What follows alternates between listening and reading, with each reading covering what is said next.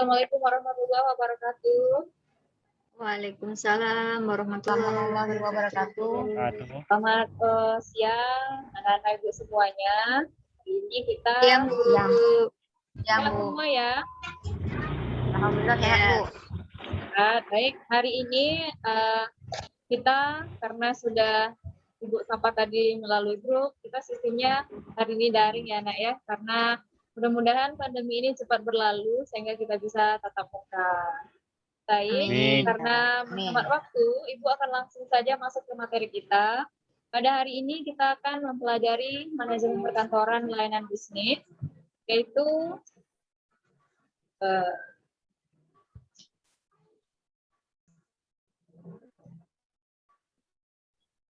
nah ini pengertian profesi. Anak-anak Ibu tahu ada apa yang dimaksud dengan profesi? Pekerjaan. Ya, pekerjaan. Jadi sesuai dengan pengertiannya, profesi manajemen perkantoran dan layanan bisnis itu adalah jenis pekerjaan yang menuntut keahlian dan keterampilan di bidang manajemen perkantoran dan layanan bisnis. Jadi kita nanti akan banyak, karena SMK itu bedanya dengan SMA ya. Jadi anak-anak Ibu nanti akan dituntut mampu, terampil sesuai dengan bidang keahlian kita, sehingga saat tamat nanti Ananda akan bisa bekerja. Nah, personilnya ini dia personil kantor, apa saja sih Bu profesinya? Bisa menjadi pegawai negeri, bisa menjadi pegawai swasta, atau pegawai tetap di sebuah industri. Jadi jurusan kita ini sangat besar peluangnya, makanya anak-anak Ibu dituntut untuk terampil. Siap ya? Lanjut. Bu. Syaratnya untuk menjadi personel kantor yang baik, yang pertama kita tentunya harus punya pengetahuan. Kemudian keterampilan. Nah, yang terutama itu adalah kepribadian. Anak Ibu, kepribadian ini menjadi hal yang utama karena sikap itu yang akan menentukan sukses atau tidaknya seseorang dalam dunia kerja.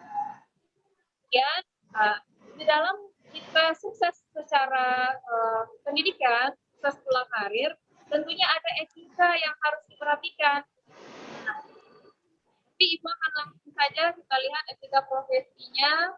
Nah, kemudian dari etika yang sudah kita bangun saat kita dalam pendidikan, dengan karir, maka akan muncul peluang-peluang usaha yang akan kita tuai nantinya apabila kita mempunyai tampilan yang bagus. Peluang usaha itu adalah kesempatan atau waktu yang tepat yang seharusnya diambil dimanfaatkan bagi seorang wirausaha untuk mendapatkan sebuah keuntungan. Anak-anak Ibu nanti tidak harus kuliah, tidak harus tetapi bisa menciptakan sebuah peluang usaha. Nah, jadi sebaik-baiknya manusia adalah orang yang bermanfaat bagi orang lain. Artinya kita memberikan peluang usaha kepada orang banyak, kita sudah memberikan yang terbaik. Selanjutnya, ciri-cirinya itu peluang itu orisinil atau tidak meniru. Kita bisa menciptakan anak-anak disarankan bisa sekreatif mungkin menciptakan peluang usaha. Ya, kita harus pandai-pandai menganalisis peluang usaha. Kemudian dari mana kita lihat dari minat seseorang. Misalnya berminat dalam dunia perdagangan. Kita harus tahu bakat kita di mana. Kalau misalnya di OTKP, bakatnya MC itu bisa dilatih juga dan bisa mendirikan sebuah IO nanti. Nah, kemudian pangsa pasarnya juga luas. Sampai kapan orang berhenti pesta ya? Selagi pesta ada, maka IO itu akan berguna. Ya, contohnya.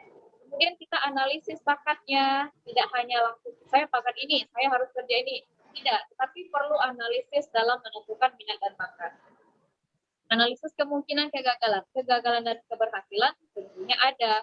Namun disitulah kepribadian kita yang tadi akan muncul apabila kita saat low atau sedang dalam masalah atau karirnya menurun. Bagaimana sikap kita sebagai seorang wirausaha agar bisa maju dan tidak down semangatnya. Ya. Nah, dari sini ada anak-anak Ibu yang mau bertanya. Silahkan. Mungkin Ica ada pertanyaan? Saya Bu. Ya, silakan.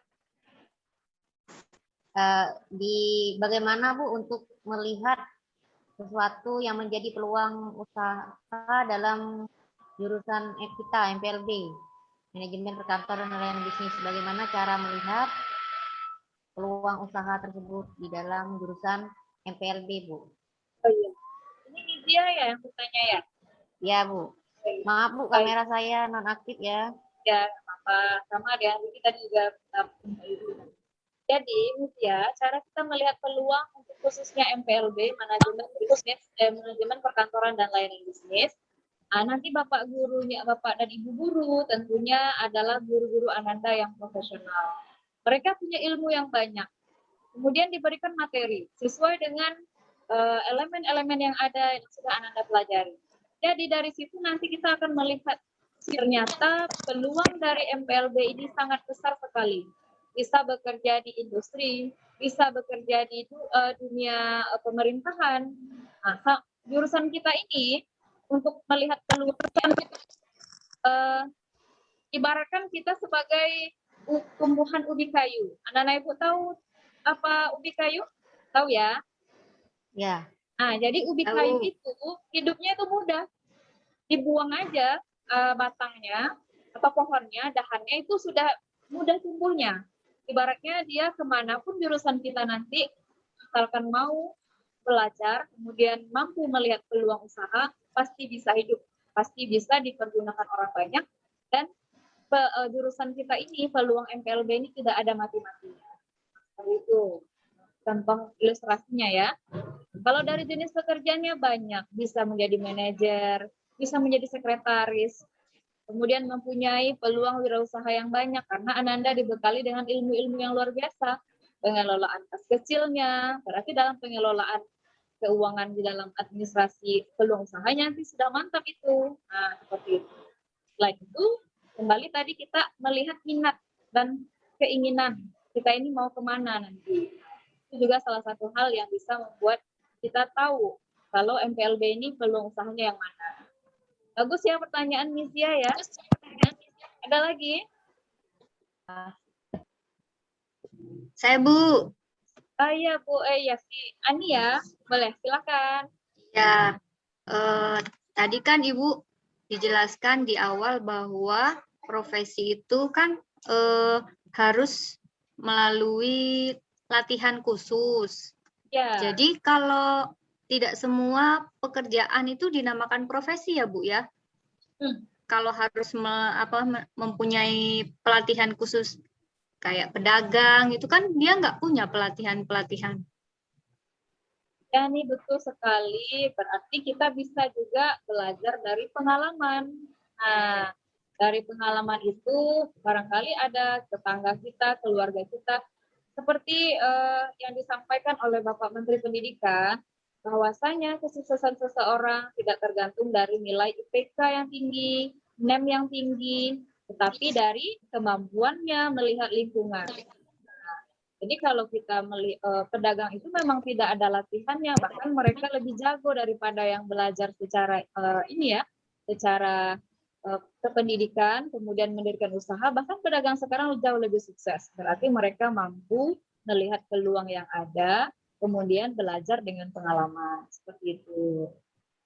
Yang lain ada nggak pendapat yang lain? Barangkali untuk pertanyaan Ani, ada yang mau menanggapi? Pendapat Ica gimana?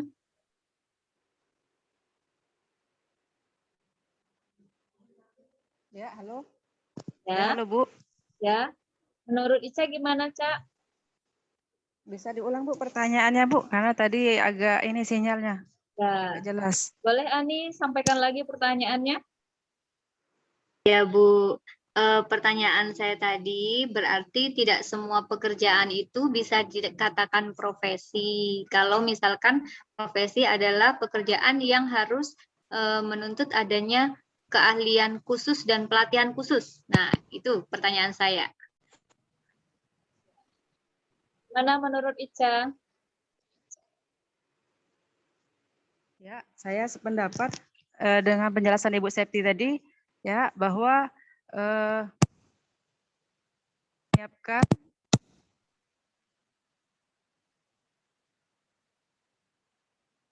Ya, sepertinya apa ya? Nah, ini salah satu yang kendala kalau kita dalam pembelajaran daring. Anak-anak ibu harus paham itu. Nanti kalau Oke, Bu. ya, gitu ya. Riki Tetap apa kabar? semangat. Ya, Riki hadir ya. Baik. Tadi hadir, Bu. Tadi Ya. ada suaranya. Baik. Masih ada kira-kira pertanyaan? Ada yang masih ragu atau bagaimana dengan materi kita hari ini? Bisa Bu diterima Bu. Alhamdulillah. Ya. Ya, halo. Bagaimana, Mizia? Masih ada pertanyaan? Sudah cukup Bu menurut saya Bu. Baik.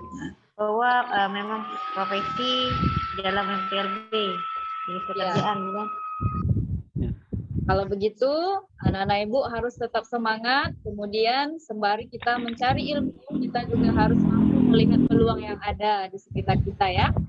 Iya, Ya, Bu. benar sekali, Bu. Ya, makanya tetapi kepintaran saja itu tidak bisa menjadi bekal utama. Harus mempunyai yang namanya karakter, terutama seperti yang sudah Ibu ajarkan mengenai profil Pancasila. Jadi kita harus mandiri dalam berpikir, dalam melihat peluang usaha, harus mempunyai jiwa yang kreatif juga. Anda kan sudah tahu ya 6 profil Pancasila ya, dimensi profil Pancasila. Ya, sudah. Baik, kalau begitu karena kelas Ibu masih ada, nanti Ananda juga akan masuk guru yang lain. Untuk kelas kita hari Ya, ini, Bu. kita cukupkan sampai di sini ya. Ya, Bu. Ya, Bu. Demikian saja. Nanti untuk absennya Ibu kirim link ya. Ananda harus isi karena Ibu akan cek kehadiran. Baik, Bu. Baik, Ya, Bu. Bu. Terima kasih untuk hari ini. Assalamualaikum warahmatullahi wabarakatuh.